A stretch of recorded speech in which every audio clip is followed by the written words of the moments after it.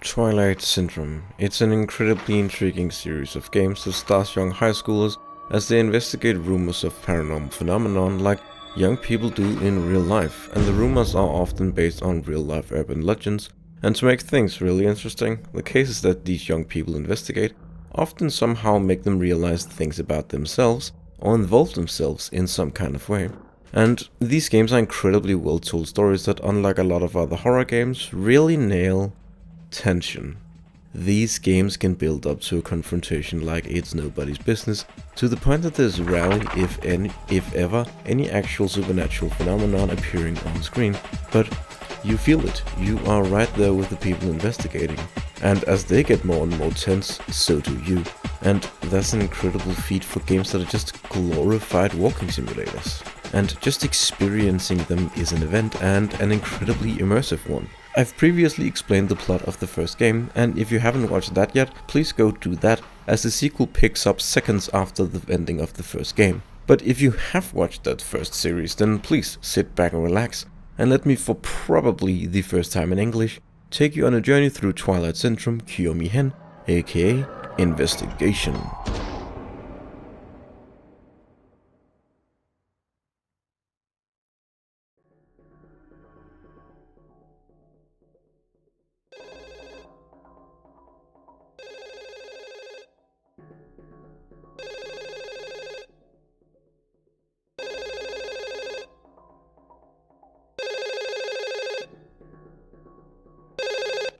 A phone rings and Yukari answers. The call on the other side is unknown, and they keep repeating, "Hello." Yukari tries to inform whoever it is that calls that they just keep saying hello, and then she hangs up and curses whoever is prank calling her.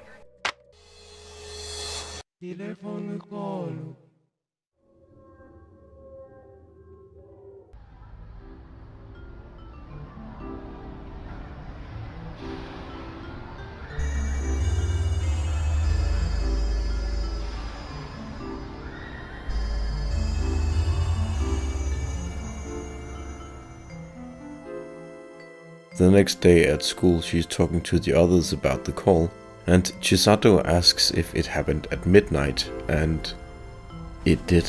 According to Mika, a phone call at midnight is the dead trying to get in contact with a person, and that the person that is getting called should not be the one to hang up, and that the spirit has a request that should be fulfilled. Chisato confirms that it's a common held belief, and says that she'll look into it and tells Yukari to not pick up the phone again. Later, when Yukari is home and turns on some music, the music starts to act funky after a while, and Yukari begins fiddling with the boombox it's playing from and notices that the time is showing midnight. Thinking that the boombox just got the time wrong, she goes to check her clock and it's also showing midnight, and she thinks that the clock is also wrong.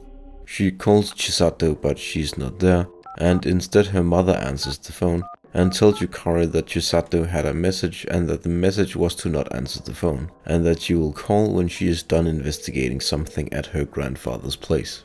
She calls a number that tells the time and learns that the time is 6:15 PM and not midnight.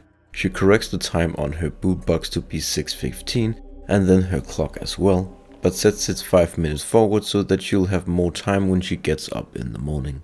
As she does this, the phone rings,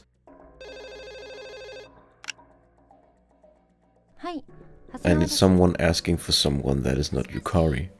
Yukari informs them that they have the wrong number, and a whole group of girls can be heard laughing, and then they hang up.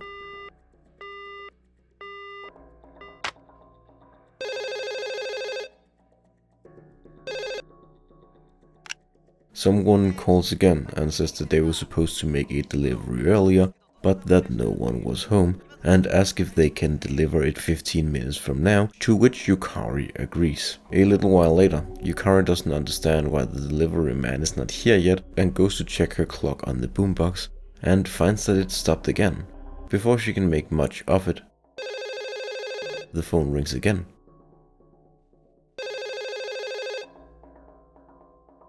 And this time, it's Chisato. She tells Yukari that the rumor of the dead contacting the living is true, and that it has been going on since way before phones, and used to happen via letters. Chisato says that the person probably wants to take Yukari with them, to which Yukari assures Chisato it will just not happen. Chisato says that she's gonna go do more research and will get back to her, but wants her to not answer any phone call that she feels weird about. Yukari gets back to the boombox clock issue and calls the time number again to get the time, and the number informs her that it's now midnight. Figuring that the time service is broken as well, Yukari decides not to do anything about any of it. The phone rings again, and Yukari picks it up, and a man laughs maniacally on the other end before hanging up.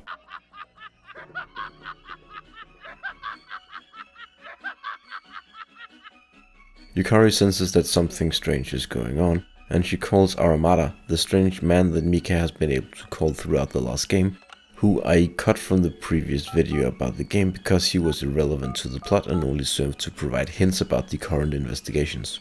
Aramata has heard of Yukari before and is pleased to hear from her. She asks about the phone calls from the dead and if they exist, but Aramata is not familiar with this specific phone call thing, but has heard of the letters from the dead. He says that because Yukari picked up the phone, she might have opened a door to the spirit realm, and that she could be getting calls from all kinds of people from the other side, and then the phone call with Aramata cuts out. Yukari freaks out over this and tries to call the emergency services, but someone on the other end named Alice picks up the phone and says that she can never come home, and that the king got a riddle wrong, and off went the heads. The call cuts out and Yukari tries to call the police next, but just like before, the person on the other end is not the person that was supposed to be answering, but instead a voice on the other end that recites poetry. The call cuts out and she tries to call emergency services again, and on the other end she reaches a voice recording informing her that she is calling outside business hours, which is weird because emergency services obviously doesn't have outside business hours. She gives up on trying to call anyone, and then the phone calls her, and it's the delivery guy again. Yukari asks where he went, and he says that he went by but that no one was here, and that he's gonna try and deliver it tomorrow. She hangs up and can't quite wrap her head around what just happened, and then the phone rings again, but when she answers there's just nothing on the other end. The phone rings again, and this time it's Chisato. She asks if anything is up, and Yukari explains all the strange calls that she's been getting. Chisato says that she's found something, and that Yukari needs to keep picking up the phone so that she can get the message from whoever wanted to contact her in the first place, or else they'll just show up at her house and take her with them. The person calling is someone from Yukari's past, and she needs to figure out who it is and what they want, so that she can answer their question and make them stop and give them rest. She searches her room and finds an album that reminds her of her childhood. Before she can figure it out, her mother calls and tells her that one of her relatives has passed away, a girl her own age.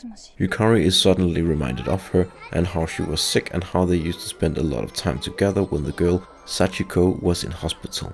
She gets off the phone with her mother, and then someone calls and she picks up the phone, and it's the ghost voice from the beginning, continuously going hello, hello, hello. Yukari asks if it's Sachiko, and the voice responds that it is, and that she died, and that she's sorry that she can't fulfill her promise.